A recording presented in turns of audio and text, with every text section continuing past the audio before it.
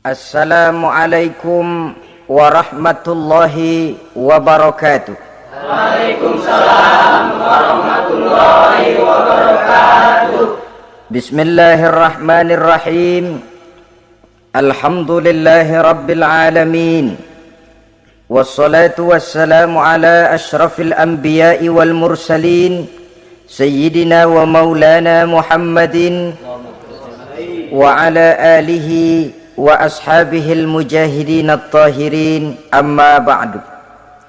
Saudara-saudara kaum muslimin rahimakumullah, pada pertemuan terdahulu kita sudah membicarakan orang-orang yang menjadi teman-teman setan dalam kehidupan di dunia ini. Maka pada pertemuan kali ini kita akan membicarakan tentang siapa yang menjadi musuh-musuh setan di dalam kehidupan, dengan satu catatan: berbahagialah mereka yang menjadi musuh-musuh setan, tetapi celakalah mereka yang menjadi teman-teman setan. Bagaimanapun juga di dalam kehidupan ini, apabila orang telah memproklamirkan bendera permusuhan kepada kita, maka kita tentu seharusnya bersikap waspada dan mawas diri.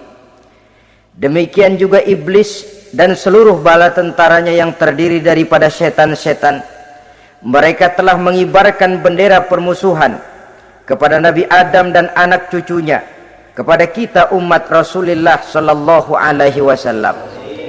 Akan sengsara dan celaka jika kepada iblis dan setan yang telah nyata-nyata mengibarkan bendera permusuhan itu kita mengadakan toleransi, mengadakan kerjasama, dan menjadi budak yang memperturutkan kemauan daripada iblis dan setan.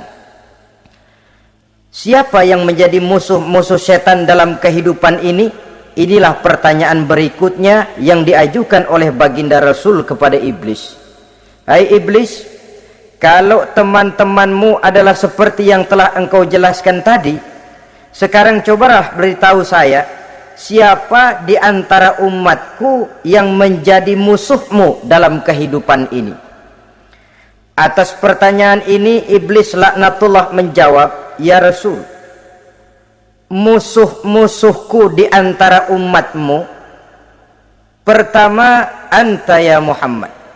Musuhku yang pertama adalah engkau, wahai Muhammad. Kenapa iblis mencatat Nabi Muhammad sebagai tokoh nomor satu dalam deretan musuh-musuhnya? Mudah difahami. Pertama, keberadaan Rasul merupakan rahmah lil alamin, rahmah bagi lingkungan. Yang kedua, beliau berfungsi menyelamatkan manusia dari tempat yang gelap gulita, dari tempat kesesatan menuju tempat yang terang benderang, penuh berisi petunjuk dan hidayah dari Allah Subhanahu wa ta'ala. Maka menurut iblis, inilah manusia perintang pertama atas segala daya dan usahanya menggelincirkan manusia ke jalan yang dimurkai oleh Allah Subhanahu wa ta'ala.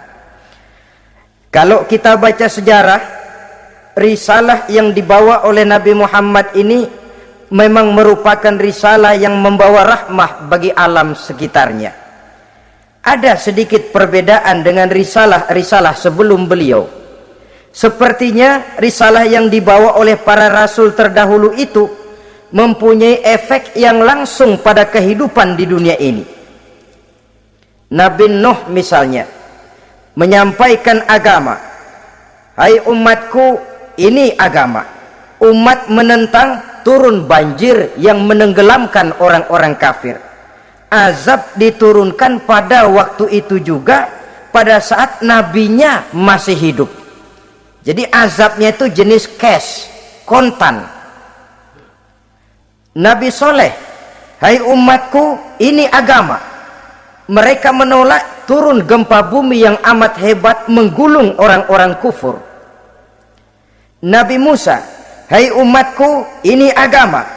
Mereka menolak, sebagian ditenggelamkan di Lautan Merah, sementara sebagian lain dikutuk menjadi monyet-monyet yang hina seperti diceritakan dalam Al-Qur'anul Karim. Lain dengan Rasulullah sallallahu alaihi wasallam. Bagaimanapun kurang ajarnya umat yang dihadapi oleh beliau, bagaimanapun menentangnya jamaah yang dihadapi oleh beliau, azab tidak turun sepanjang beliau masih hidup. Ini merupakan jaminan dari Allah, wa ma kana Allahu liyu'azzibahum wa anta fihim. Allah sama sekali tidak akan menurunkan azab selama engkau wahai Muhammad masih hidup di tengah-tengah umatmu. Jadi keberadaan Nabi Muhammad merupakan jaminan keselamatan bagi umatnya.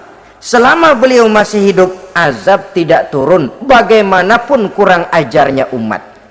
Di sini sedikit bedanya dengan nabi-nabi terdahulu. Juga perbedaan dalam pola dakwah. Nabi Nuh ketika dakwahnya ditolak oleh umat, keluar doanya meminta umatnya ditenggelamkan. Tetapi Nabi kita ketika dilontari batu oleh umat, malah beliau mendoakan umatnya agar memperoleh hidayah. Oleh sikap yang semacam ini, wajar lalu iblis menganggap Nabi Muhammad sebagai musuh ranking pertama. Yang kedua, siapa musuhmu di antara umatku?